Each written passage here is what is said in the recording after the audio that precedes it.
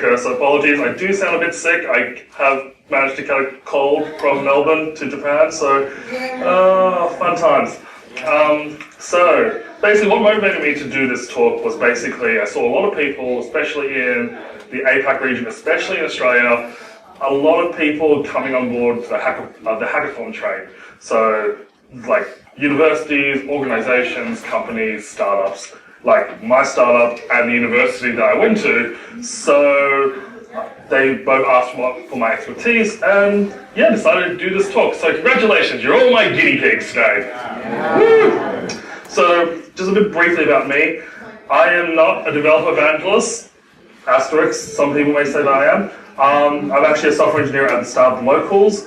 I am also the founder and one of the organisers of UNIHACK, and we are Australia's largest student hackathon. So we've been running events since 2014, and next week is the actual event for 2019. So I'm doing a lot of traveling today.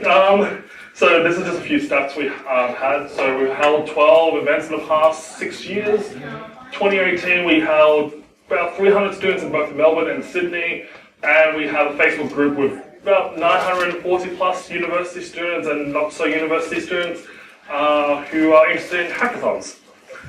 So let's talk about hackathons.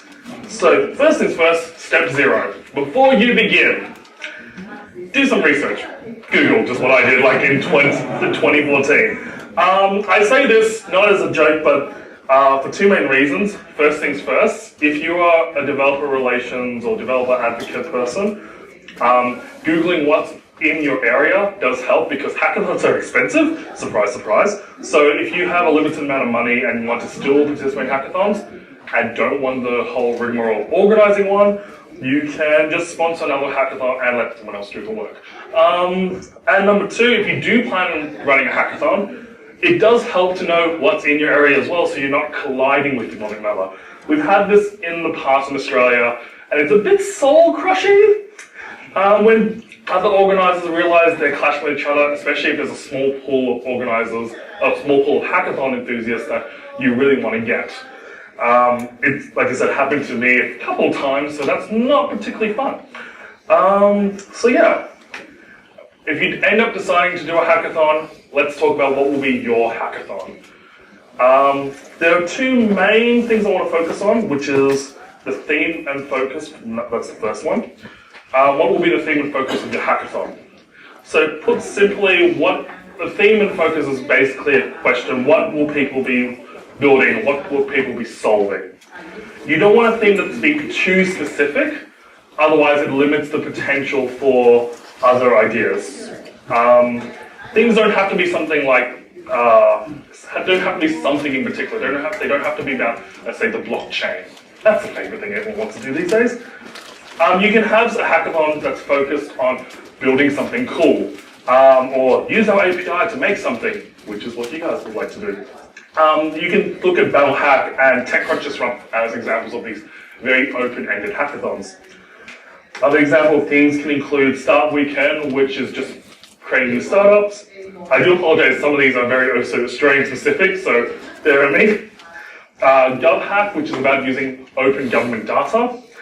Random Hacks of Kindness, which is about helping charities solve social issues. And then there's, of course, UNIHACK, which is my baby. We are the Imagination Hackathon. There is no official theme, but we say we're the Imagination Hackathon as our theme because we want people to build something that they care about. And you get to choose whatever you want to build, like a mobile app, you can build hardware. We've had people build robots. That's always a fun bit. Yeah. Just also a top tip, if you do decide on a theme, make sure your mentors fit with that theme. When I say fit, they should ideally have some knowledge of what you are what you're trying to get participants to build. For example, if you're getting to get people who are building blockchain apps, you should get people who know about the blockchain. Same thing if you want people to build something with your API, you should get people who know something about your API to help out. Mentors, for those who don't know, actually, put a hand up. Who doesn't know what a mentor is in a hackathon context? Oh, good. Okay. Put it simply, for those who are a bit scared or don't know, they're just basically volunteers who offer their time to help out participants, giving feedback and advice, and they don't have to be specifically for that particular area. They can be like UX, they can be pitch, they can be like basic programming debugging questions as well. The next one as well is the format. What is the type of hackathon? Not particularly a great word, but you have to use something. There are many variants, types of hackathons, but they basically differ around these three main areas. So one of them is the audience. Is it within your company? Is it outside your company? Is it a community event? That's the audience, who you're wanting to engage with. How people are participating. Is it on-site? Is it remote? Can it be both? We've had hackathons in the past that balance the two. And the length. How long will people be building their hacks? So will it be 24 hours, 30 hours? I've seen corporate hackathons in Australia where it lasts 3 days. So yeah, your theme and context from the previous slides will sort of guide you in choosing what format it is. So for example, if you're trying to do an internal hack, probably 3 days is enough time. As well, I much prefer an on-site hackathon versus a remote hackathon because you sort of lose that special vibe in a way. I can't really describe it, but if you've been to hackathons before, if you've been on-site, you sort of have that collaborative community vibe, which you somewhat lose in a remote hackathon. That's in my opinion, at least. So yeah, once you've decided what type, what format, now let's look at organizing. How the hell do you do it? Regardless of whatever you choose, whatever theme, whatever focus, all hackathons basically come down to four key areas which make it a success. It's the venue, the budget, the teamwork, and the preparation time. Let's first look at venue. Venues are very important. You should make sure you secure that first before you agree to anything else. Yes, hopefully. They also are very expensive. They can take a huge chunk of your budget. So if you can find ways to reduce that cost, I highly urge you to do that. If you have a company that's offering their offers, take that. If you have a university, we've had in the past some companies offer us their venues. I should also preface that if you go with a company venue, make sure it's fit for purpose. Or even if you're not getting a venue from a company, make sure it's also fit for purpose as well.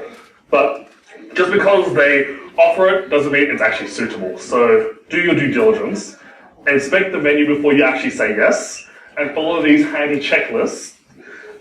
It's important to make sure that your venue has enough room. This entire space, for example, would be perfect for a hackathon. I'm assuming you guys have hackathons in the past.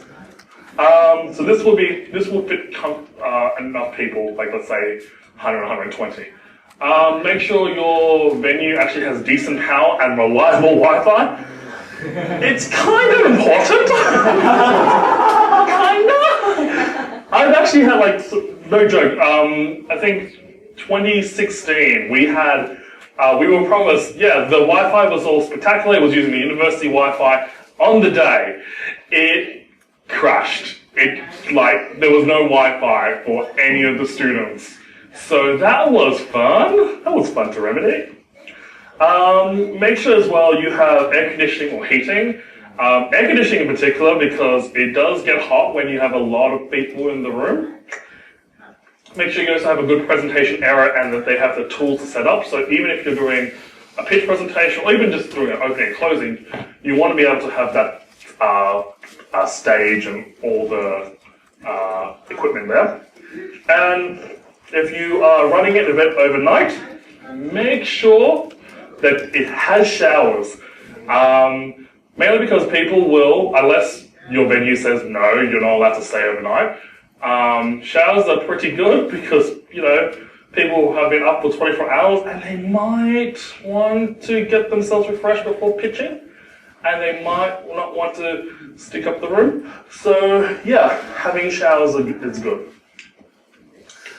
Now let's look at budget. the budget is super important. Like I said, it's expensive, so you don't want to overspend. That's always a good thing. It also gives you a sense of how much you need to run the hackathon before you do anything else, like buying stuff. It's helpful planning. It also keeps people honest. So if you basically said, this is how much money has been allocated, nobody can spend anything other than that, or can't spend above that, otherwise they won't get reimbursed for it. We're very strict on how much you get reimbursed for, so that's a good thing to have a budget. To show how expensive they are, this is the budget from 2018. Now, I should also point out the venue is an in-kind donation, which has been, we sort of valued it because it's in this weird sponsorship agreement, but yes. But we didn't pay for it, that was a cost that was spared for us, that's fine. But yeah, so if you don't factor in the venue, then our largest cost spend is the prizes and the food. So our Mix the Night is just a side event as well, so that's been allocated for that. Yeah. So I should also point out, don't let the cost scare you. Costs rise and fall depending on what you get, what you do, how many people are coming. So this is for about 180 people in Melbourne. We bought t-shirts with quality material. We bought loads and loads of stickers. We bought loads and loads of food. But yeah, you can get those costs reduced. I also should point out these are in Australian dollars, so not US. So if you're converting for US, they're slightly more than that. But in comparison, let's go with 2015. This is about like 95 people. That was the budget. And you can see that our largest cost to spend was prizes, because even though it was but it's only like $5,000. Food was very cheap because we basically did the thing where university clubs do and have pizzas and Subway and pizzas. So yeah, so you can depending on what levers you pull, you can make it cost effective. That's the word, cost effective. And make sure you always get swag. Swag, t-shirts and stickers are fun. Another tip as well, make sure you leave some money that is unallocated for emergency spending. If you need to purchase more snacks, for example, which we found ourselves constantly doing for the past 2 years. People are really hungry, surprisingly. And also 1 year in Sydney, we actually had to rent out a hotel room across the road because the venue said they said previously we were allowed to use their showers. Turns out no, they weren't allowed to use them. So we actually had to go out and rent a hotel room to let people take showers. That was a fun expense. So at UNIHACK, we try to at least allocate at least 10% of our budget for emergency spending. You don't have to do that extreme of a level. You can say $1,000 to $3,000 is enough to cover most emergencies. Oh, and also if you don't happen to use it, congratulations, you just made a profit. Next thing is teamwork. So it does kind of get understated, but it's important to have a good team working with you in an event. You want to make sure people are devoted and dedicated to your event and actually are putting not all the effort, because I assume people have different responsibilities and people have different time commitments, but at least making sure it runs smoothly.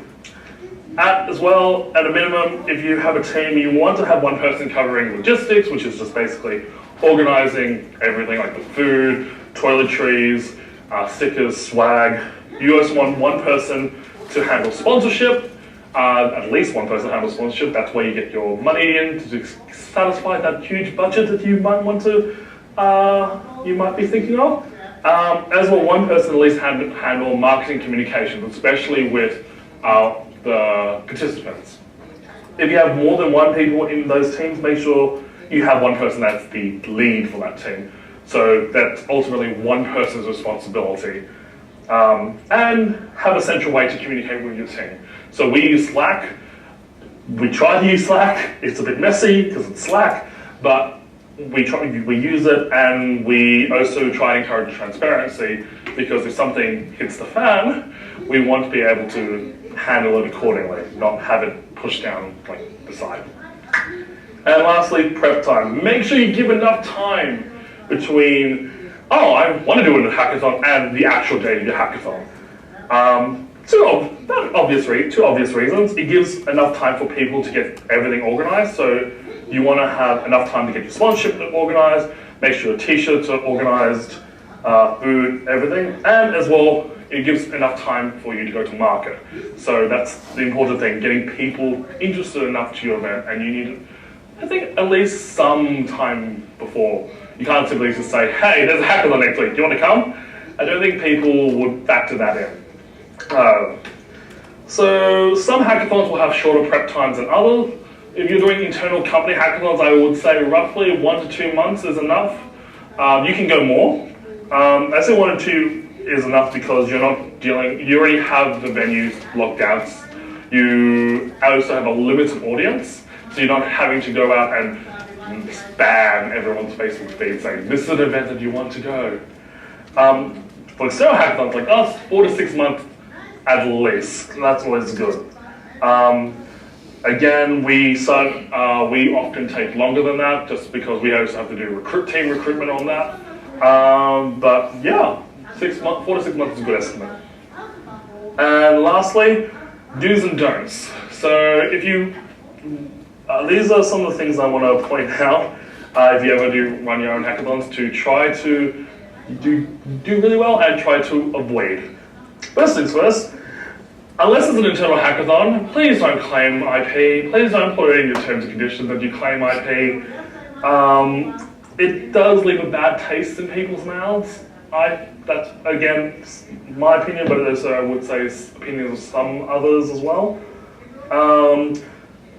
Yeah, they've used your tool, yes, but they have built the idea. You don't go simply saying that we're going to now take it from you. Thanks for the free labor. Don't do that. If you're interested and want to do more with it, go talk to them, go have a conversation, maybe give them a job.